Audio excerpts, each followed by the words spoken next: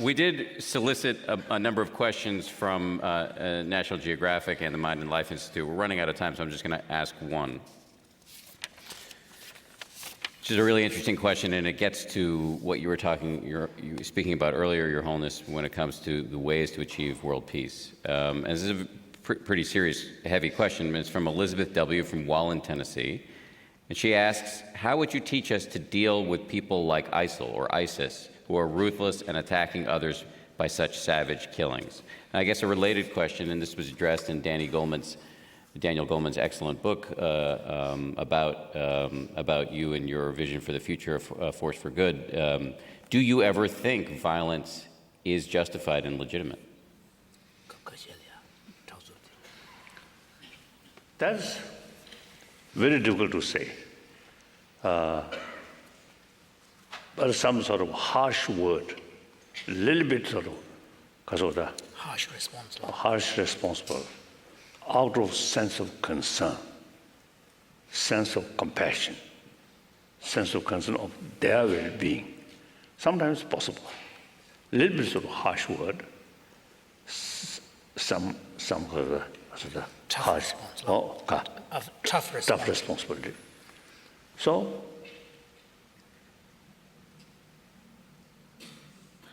then that's difficult to say. I think in any way, I think right from the beginning, just much better avoid violence.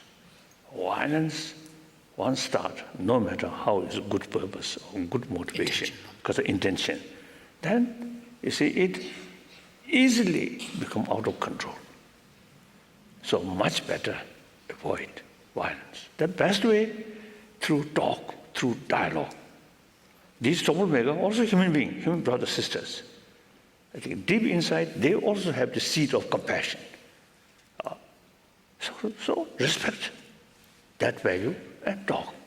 So I often used to telling, in order to create this 21st century, peaceful century, peace does not mean no longer any conflict or any potential of conflict.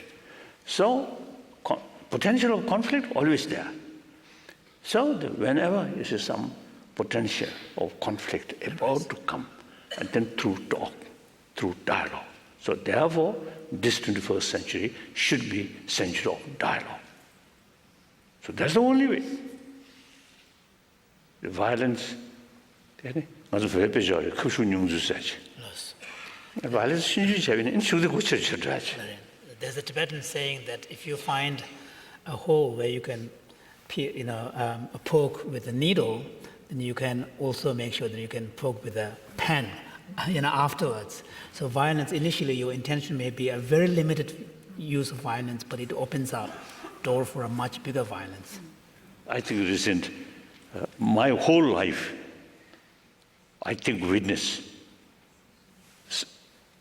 Second World War, the Civil War in China, and then Vietnam War, Korean War.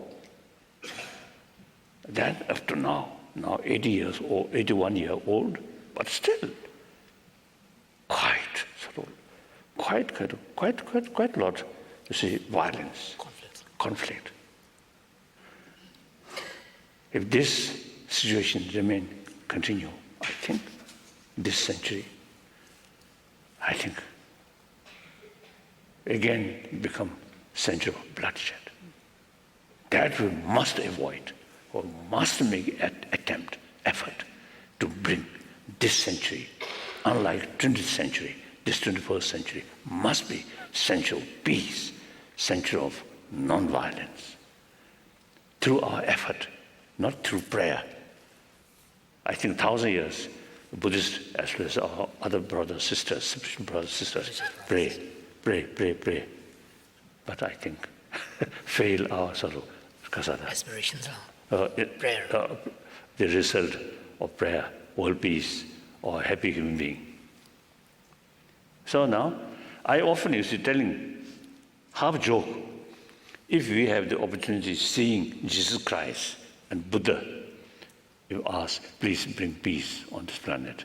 Then Buddha and Jesus Christ may tell us, oh, who created the problem? If God creates problem, then we can ask God, please bring peace. But problem we start. So we have the responsibility to solve or to reduce. So I really feel that. So we have to make effort.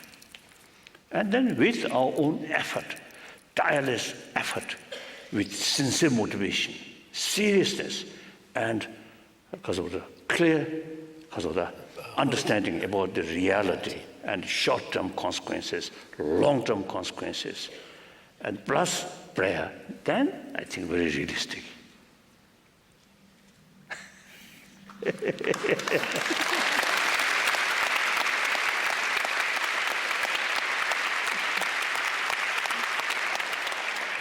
Your Holiness, we're just about out of time, but it's been a pleasure to be in dialogue with you, and I promise to work harder at my meditation.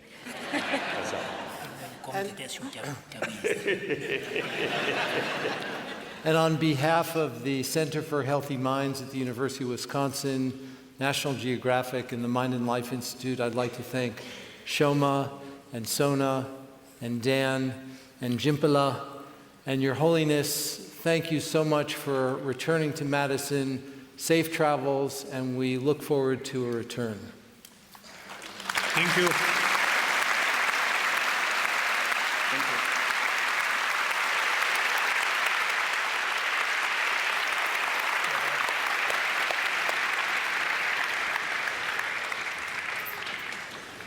Last, you see, few days, Mysore was meeting people here and some other places. There's more and more people really showing enthusiasm about these inner values or these things. So that gives me tremendous sort of enthusiasm, encouragement. So thank you very much. Thank you. Your Holiness, this is Sona's daughter, Serena. Sona's daughter, Serena. Sona's daughter. Thank you.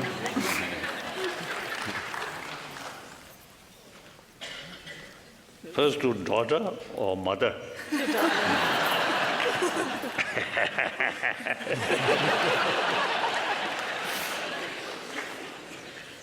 you so much. Thank you. Thank you. You sure I deserve one of these? Oh, certainly. Certainly, certainly, certainly.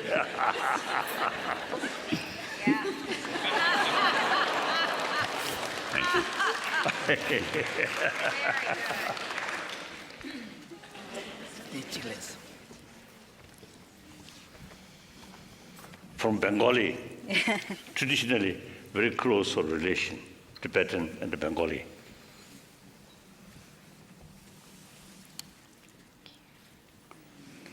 Thank you. Thank you. So thank you.